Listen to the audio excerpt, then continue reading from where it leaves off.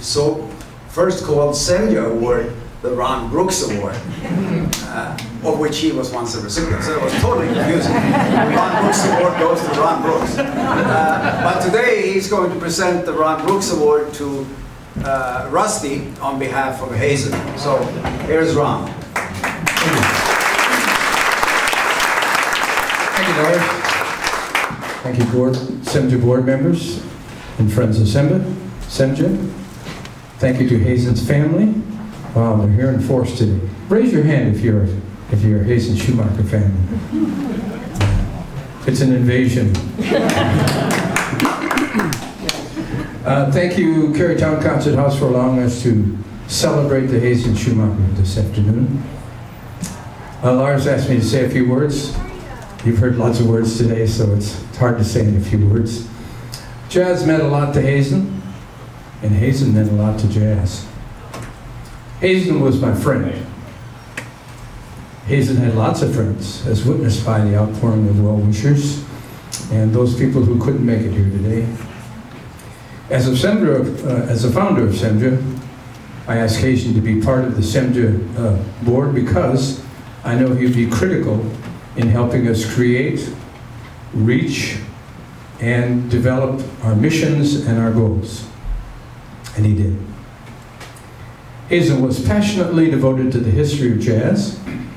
He was a great help to me as I was asked to teach a course in history of jazz at Northwestern in Michigan as adjunct. That was back in the 70s. Hazen was an ambassador of jazz in its many forms. By the way, I was right across the street from you guys at the Golden Falcon, at the old Falcon. Right. Hazen was an ambassador of jazz in its many forms.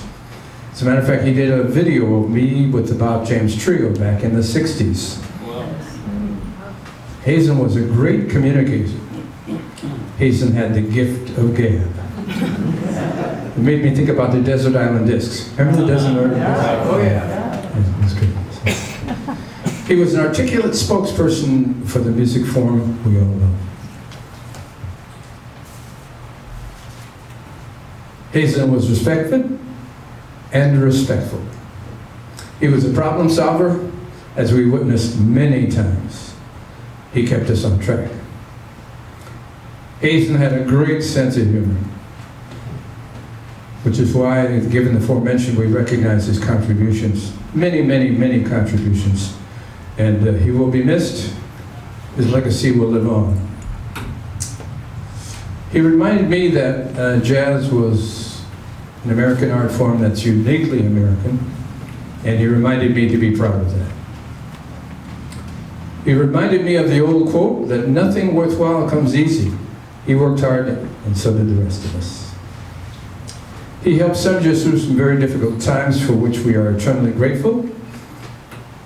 He was loyal and dedicated. I found an old quote which I thought was most adequate to mention at this time. Those who touch our lives stay in our hearts forever. Thank you.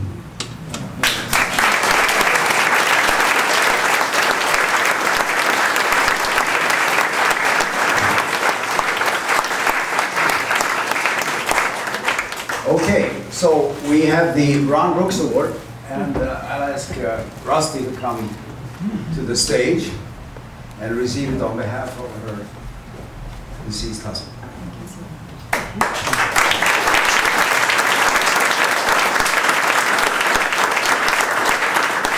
Maybe I should read it. It says, to Hazen Schumacher, in appreciation of his contributions to the jazz community as a broadcaster, author, and activist. The 2015 Ron Brooks Award from SEMJA, Southeastern Michigan Jazz Association. Now, Rusty, I know you had a few words you wanted to say as well. Hi, everybody. Hazen loved jazz from the time he was a teenager. He saved his pennies, took the bus downtown in Detroit, and bought wonderful old 78 RPM records. I know because I did that 3 years later. I was a little bit younger. So he went in the Coast Guard and served on both coasts. He served in Atlantic City, which put him close to New York, and he served in Palos Verdes Estates in California, which put him close to Los Angeles. So part of his Coast Guard experience was going to see all the shows where his favorite jazz was. He went to Michigan on the GI Bill, and his last year at Michigan coincided with the beginning of something new at Michigan. It was the University of Michigan television station. And his boss, Hazen, a writer and a secretary were the four people that started what we had for a long time, which was broadcasting at the University of Michigan.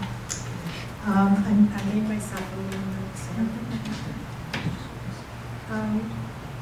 One day, while he was working at the television center, he came upon Ed Burroughs, who was then the head of WUOM, a classical music station. And Ed said to him, you know, Hazen, we've got an awful lot of jazz records, too. You know, people are giving us jazz records along with these other classical music. And he said, what should we do with it? And Hazen said, well, maybe we should do a show. And that was the beginning of Jazz Revisited. We had a lot of fun with Jazz Revisited because eventually, over the years, we began doing a Saturday night 2-hour program called the Call-In Request Show of Jazz Revisited. And so people would come to our house, have a little bit of dinner, and then go down to the station, do all the jobs that needed to be done, looking up records. Our daughter Martha came and ran for the records, which were all over different places in the studio. And we had just a marvelous time. Then we go back home and debrief about your experience with theater. In 2008, the Golden Age of Jazz Revisited, which Hazen wrote with John Stevens, was published, and he had so much fun about that. We had book openings here and there and everywhere, and he included music along with the book, so that made it really very special. In 2008,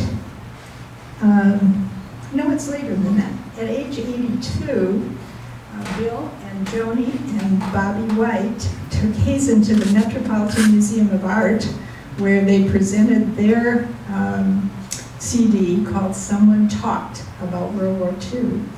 And that was one of, I think, the high spots of his life. We spent countless hours, I'm sure these guys will attest, at the Bird of Paradise, Firefly Club, and then finally it was all God's Brother, listening to wonderful jazz. And for many weeks, for many years, that was the highlight of our week, was when we went on Friday or Tuesday night to hear the music. We're very grateful for this award. The whole family is thrilled. And we would like to invite you to join our family for our memorial, which will be on Sunday, August 16th at 4 o'clock at the Alumni Building on campus. And we're having what we're calling the Schumacher Open House, and we would like you all to be a guest.